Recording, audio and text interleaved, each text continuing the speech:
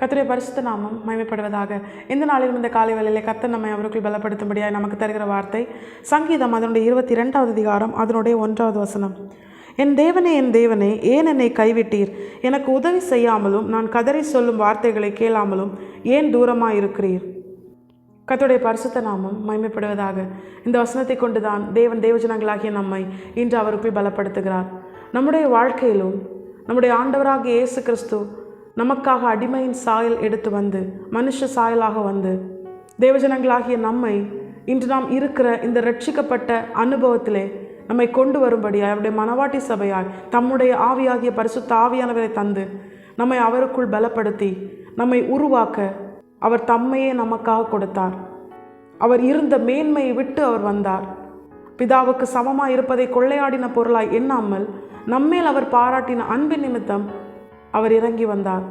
மரிப்பதற்காகவே, நம்முடைய ஜீவனை காக்க தம்முடைய ஜீவனை கொடுப்பதற்காகவே அந்த கோர சிலுவையிலே அவர் பாடுகளை ஏற்றுக்கொள்ளும்படியாகவே, நம்முடைய பாடுகளை ஏற்றுக்கொண்டு நம்முடைய துக்கங்களை சுமக்கும்படியாகவே, தம்முடைய தழும்புகளால் நம்மை குணப்படுத்தும்படியாகவே நம் மீது கொண்ட அன்பின் நிமித்தம் அவர் இறங்கி வந்தார். இதை உணர்கிறோமா? ஒவ்வொரு நாளும் தேவஜனங்களாகிய நாம் வார்த்தைக்காக காத்திருக்கிறோமே. எந்த வார்த்தைக்காக காத்திருக்கிறோம்? நீ ஆசீர்வாதமாக இருப்பாய், உனக்கு ஒரு குறையும் இருக்காது அப்படின்னு சொல்லி எப்பொழுதுமே வாக்குத்தத்தம் என்கிற அந்த ஒரு மனநிலையிலே நம்ம என்ன பண்ணக்கூடாது? எப்பொழுதுமே வாக்குத்தத்தத்தை கேட்கவே நம்ம வசனம் கேட்கக்கூடாது. நாம் கர்த்தருக்கென உருவாக்கப்படுகிற அவருடைய மனவாட்டி சபையாக இருக்கிறோம். அவருடைய மனவாட்டி சபையோடு இணைக்கப்பட்டிருக்கிறோம். அவருடைய சரீரத்தின் அவயவமாக இருக்கிறோம். நம்முடைய வாழ்க்கையில் இம்மையில் நாம் வாழ்கிற இந்த வாழ்க்கை நிரந்தரமானது அல்ல. தேவன் வந்து நம்மை ஒரு நாள் அவரோடு கூட அழைத்து செல்வார். இதை உணர்கிறோமா? இதை உணராததுனால தான் அநேக நெருக்கங்கள், தேவைகள், பிரச்சனைகள், ஒரு சின்ன காரியம் வந்த உடனே நம்ம என்ன பண்ணுறோம்? சோர்ந்து போகிறோம். சோர்ந்து போன உடனே நம்மளால் என்ன பண்ண முடியாது? ஜெபிக்க முடியாது, வேதம் தியானிக்க முடியாது, வேதத்தை வாசிக்க முடியாது, தேவனுக்கு பிரியமாய் வாழ முடியாது. சோர்வு நம்மை எலியாவை சூறை செடியின் கீழ் முடங்கி படுக்க செய்தது போல நம்ம என்ன பண்ணிடும்? நம்முடைய எல்லா காரியத்தையும் முடக்கி போட்டுரும். நாம் சோர்ந்து போகிறதுக்கு என்ன காரணம்? இம்மையில் உள்ள காரியங்கள், அதை குறித்ததான நினைவு, எல்லாவற்றிற்கும் மேலான ஆசீர்வாதத்தை கர்த்தர் நமக்காக தந்திருக்கிறார். இதை உணர்கிறோமா? நம்முடைய வாழ்க்கையில் நாம் பெற்றுக்கொண்ட, இதுவரைக்கும் நாம் பெற்றுக்கொண்ட எல்லா ஆசீர்வாதத்தை காட்டிலும், இனி நாம் எதிர்பார்க்கிற எல்லா ஆசீர்வாதத்தை காட்டிலும் மேலான ஆசீர்வாதம் எது தெரியுமா? நம்முடைய ஆண்டவராக இயேசு கிறிஸ்து. அவர் தேவனுடைய குமாரன். ஆதியிலே வார்த்தை இருந்தது, அந்த வார்த்தை தேவனாக இருந்தது, அந்த வார்த்தை தேவனிடத்தில் இருந்தது. யோவான் 1வது அதிகாரம் அதனுடைய 1வது வசனத்தை நம்ம பார்க்குறோம். நமக்காக அவர் மனுஷ சாயலானார், அடிமையின் சாயலானார், தம்மை வெறுமை ஆக்கினார். எல்லா ஆசீர்வாதத்திற்கும் மேலான ஆசீர்வாதம் நம்முடைய ஆண்டவராக இயேசு கிறிஸ்து தான். அவர் நமக்கு கொடுத்த ரட்சிப்பு தான்.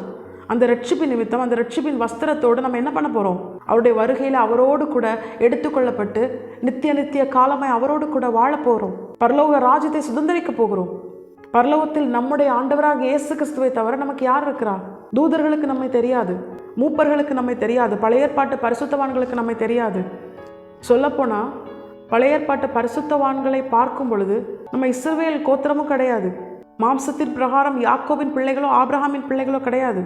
எந்த நிலையிலுமே காணியாட்சிக்கு உட்பட்டவர்களாய் நாம் இல்லாதிருந்தும், தகுதி இல்லாதிருந்தும், புறம்பே தள்ளப்படுகிற அப்படிப்பட்ட நிலையிலிருந்தும், தகுதி இல்லாதிருந்தும், மரணத்திற்குரியவர்களாயிருந்தும், வாக்கு தத்தத்திற்கு அந்நியர்களாயிருந்தும் கர்த்தர் நம்மேல் பாராட்டின அன்பின் நிமித்தம் தம்முடைய சொந்த குமாரனே தந்தார். இந்த வசனத்தில் இயேசு கிறிஸ்துவின் பாடு மரணத்தில் அவர் 7 வார்த்தைகளை தம்முடைய கடைசி நிமிடத்தில் சொல்லுவார்.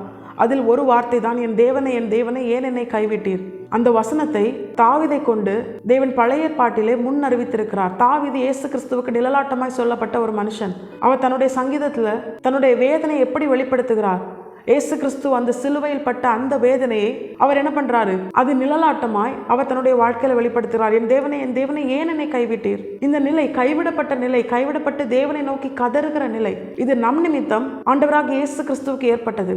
அவர் பிதாவின் மடியிலே செல்ல பிள்ளையா இருந்தவர். சகலத்தையும் அவருக்காகவும் அவரை கொண்டும் பிதாவாகிய தேவன் சிருஷ்டித்தார் என்று வேதத்தில் நம்ம பார்க்கிறோம்.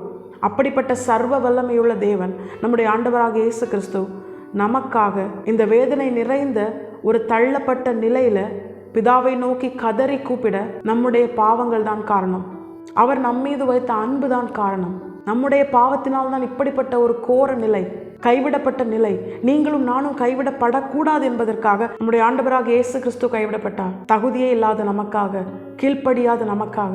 இதை ஒரு தேவ ஜனம் உணர்ந்து கொள்வது மிக அவசியம். இதை உணர்ந்துட்டோம்னா சின்ன சின்ன காரியங்களுக்கோ தேவைகளுக்கோ, சில காரியங்கள் கிடைக்காமல் போனதற்கும் தாமதமானதற்கும், ஏதாவது ஒரு நெருக்கமோ பிரச்சனையோ பலவீனமோ வந்ததற்கோ நம்ம முறுமுறுக்க மாட்டோம். நமக்காக நம்மை சேர்த்துக்கொள்ள, நம்மை ஆசீர்வதிக்க, நம்மை நித்திய ஜீவனை சுதந்திரிக்கும்படியாய் தகுதிப்படுத்த, தம்முடைய ஆவியாகிய பரிசுத்த ஆவியானவரை கொண்டு நம்மை மனவாட்டி சபையாய் உருவாக்க, தம்முடைய ஒரே பேரான குமாரனாகிய இயேசு கிறிஸ்துவை போல நீங்களும் நானும் மாற நமக்காக தம்முடைய நேச குமாரனையே தந்தவர் மற்ற எல்லாவற்றையும் அருளாதிருப்பது எப்படி?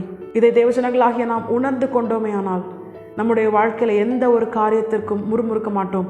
ரோமர் 8:32 அதுதான் சொல்லுது. தம்முடைய நேசகுமாரன் என்றும் பாராமல் நமக்காக அவரையே தந்தவர், அவரையே இப்படிப்பட்ட கைவிடப்பட்ட நிலைக்கு ஒப்பு கொடுத்தவர், நேசகுமாரன் தம்மை நோக்கி கதரும்படியான அந்த நிலைக்கு ஒப்பு கொடுத்தவர். ஏசாயா தீர்க்கதரிசன புஸ்தகம் 53வது அதிகாரத்தை பார்க்கிறோம். பிதாவாகிய தேவன் குமாரனை நொறுக்க சித்தமானாராம். எதற்காக? நீங்களும் நானும் நொறுக்கப்படக்கூடாது என்பதற்காக. இவ்வளவாய் நம் மீது அன்பு கூர்ந்து தம்முடைய சொந்த குமாரனை நமக்காக தந்தவர் மற்ற எல்லாவற்றையும் அருளாதிருப்பது எப்படி? சில காரியங்கள் நம்முடைய வாழ்க்கையில் இன்னும் கிடைக்கலையா? தேவன் தம்முடைய குறித்த காலத்திலே நமக்கு அதை தருவார். ஒருவேளை தேவ சித்தம் இல்லைன்னா அது நமக்கு வேண்டாம். தேவனால் தரப்படாத காரியமும் நம்முடைய நன்மைக்கு தான். தேவன் தரும் காரியங்களும் நம்முடைய நன்மைக்கு தான். தேவன் எதை செய்தாலும் நன்மைக்காக மட்டுமே. தேவஜனங்களாகிய நாம் நம்முடைய வாழ்க்கை முழுவதும் கர்த்தருக்கு கீழ்ப்படிந்து, கர்த்தர் எதை செய்தாலும் நம்முடைய நன்மைக்காக, கர்த்தர் எதை தந்தாலும் நம்முடைய நன்மைக்காக, கர்த்தர் எதை தராமல் போனாலும் நம்முடைய நன்மைக்காக என்று கர்த்தரை எல்லாவற்றிலும் முழுமையாய் விசுவாசிக்கவும், அவருடைய அன்பை உணர்ந்து கொண்டு முறுமுறுக்காமல் கர்த்தருக்கு கீழ்ப்படிந்து வாழவும், கர்த்தரிடத்தில் முழு இருதயத்தோடு, முழு ஆத்மாவோடு, முழு பலத்தோடு அன்பு கூறவும் தேவஜனங்களாகிய நாம் இந்த காரியத்தை உணர்ந்திருக்க வேண்டும். நமக்காக, எதிலையுமே தகுதி இல்லாத நமக்காக தம்முடைய சொந்த குமாரனை அவர் ஒப்பு கொடுத்தார். மரணத்திற்கு ஒப்பு கொடுத்தார். கைவிடப்பட்ட நிலைக்கு ஒப்பு கொடுத்தார். நொறுக்க அவர் சித்தமானார் நமக்காக. இவ்வளவாய் நம்மிடத்தில் அன்பு கூர்ந்து தம்முடைய சொந்த குமாரனை தந்தவர் மற்ற எல்லாவற்றையும் நிச்சயமாய் தருவார். நன்மைக்கு எதுவாய் அவருடைய ஏற்ற காலத்தில் செய்து முடிப்பார்.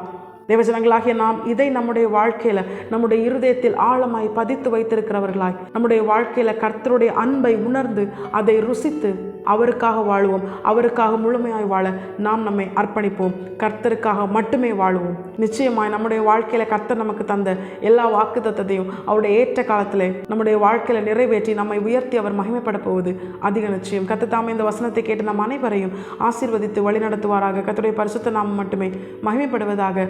மாரநாதா இயேசு வருகிறார். ஆயத்தமாகவும் பிறரை ஆயத்தப்படுத்துவோம். ஆமென்.